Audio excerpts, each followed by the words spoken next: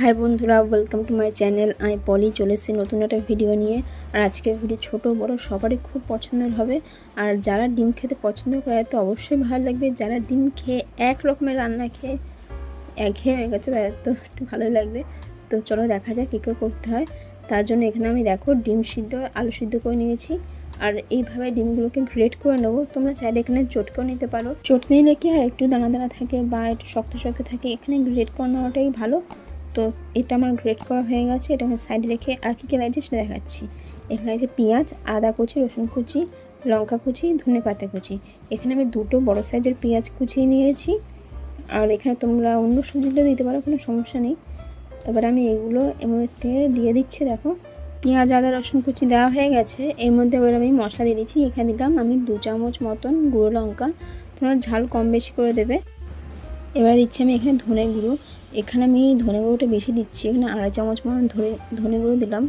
আর এরপরে দিয়ে দেবো এখানে আমি হলুদ গুঁড়ো। দেখো এখানে আমি একটা 1.5 চামচ মতন হলুদ গুঁড়ো দিচ্ছি, তোমরা আন্দাজ মতন দেবে। আর দিচ্ছি নুন, এখানে আমি 3 চামচ মতন নুন দিচ্ছি, যে ছোটো চামচগুলো হয় ওই চামচ। আর 1 চামচ পুরো ভরা এটা হচ্ছে গোলমরিচ গুঁড়ো। এখানে গোলমরিচটা অবশ্যই দেবে, তাতে টেস্টটা ভালো হয়। আর দেখো দিয়ে দিচ্ছি বেসন। এখানে বেসনটা তোমরা কম বেশি লাগতে পারে, তোমরা কতটা নিচ্ছ পরিমাণ মতন হয় সেই বুঝে নেবে।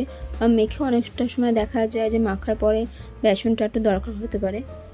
দেখো আমি এটা হাত দিয়ে মেখে নেবো, চামচ দিয়ে অত ভালো হয় না, হাত দিয়ে মেখে নিচ্ছি। এখানে আমার এটা মাখতে মোটমাট 400 গ্রাম মতন বেসন লেগেছে।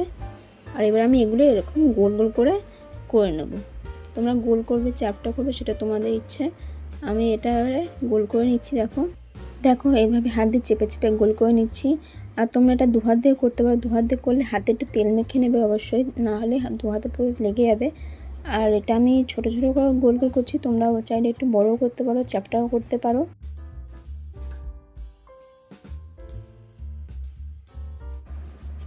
দেখো সবকটা এগ বলস তৈরি হয়ে গেছে। এবার আমি এগুলো ডিমের কোটিংয়ে চুবিয়ে নেব। তার জন্য আমি এখানে ডিম ভালো করে এটা ফেটিয়ে রেখে দিয়েছি। আর নিয়ে নিয়েছি কর্নফ্লেক্সের গুঁড়ো, তোমরা চাইলে এটা ব্রেড ক্রাম্বস বা পাউরুটি গুঁড়ো দিয়ে করতে পারো। আমি এখানে ওগুলোর বদলে কর্নফ্লেক্সের গুঁড়ো করে নিয়েছি। সবকটা টেস্ট একই হয়, কাজই একই হয়। দেখো প্রথমে আমি ডিমের কোটিং করে নিলাম, তার মধ্যে আমি কর্নফ্লেক্সের কোটিংয়ে দিয়ে দিলাম। এখানে তোমরা কি করতে পারো, একটা ডাবল করে কোটিং করতে পারো, এরপরে আবার ডিম দিয়ে তারপরে আবার কর্নফ্লেক্সের গুঁড়োতে দিয়ে। আমি এখানে একবারে করেই কোটিং করছি। এইভাবেই দেখো সবকটা বলস তৈরি করে নিচ্ছি। দেখো সবকটা বল আমি তৈরি করে নিয়েছি। এবার আমি এগুলো ভেজে নেব। দেখো তার জন্য আমি কড়াইতে তেল নিয়েছি আর এই তেলটা গরম হয়ে গেছে। এর মধ্যে আমি এক এক করে সবকটা বল দিয়ে দেবো। দেখো এখানে আমি এক এক করে অনেক কটাই বল দিয়ে দিচ্ছি। একবারে তোমরা যদি সব দিতে যাও সেরকম তেলের পরিমাণটা বাড়াবে। আমি এখানে কয়েকটাই দিয়েছি। আর এগুলো আমি হালকা এক সাইড লাল হয়ে গেলে এগুলো উল্টে দেবো। খুব আলতো হাতে নাড়াবে যাতে ফেটে না যায়, কিন্তু ফাটার ভয় আছে। আর এখানে ডিম আছে বলে দেখো সাইড থেকে বুজবুজি বেরাচ্ছে, মানে ফেনা বেরাচ্ছে। আর এই ফেনাটা যদি একটা ডিম ভালো করে ফেটে যায় তাহলে পুরো কড়াটা ফেনায় ভর্তি হয়ে যাবে। তাই খুবই আলতো হাতে আর লো ফ্লেমে করে এটা ভাজবে। দেখো বন্ধুরা এগ বলসগুলো তৈরি হয়ে গেছে। এখানে লাল লাল করে ভেজে নিচ্ছি, আর তাও একটু ফেটে গেছে বলে একটু ফেনা বেশি বেড়েছে।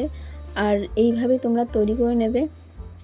দেখো এখানে আমার তৈরি হয়ে গেছে। আর আমি এটা টমেটো সস আর কাসুন্দি দিয়ে পরিবেশন করেছি।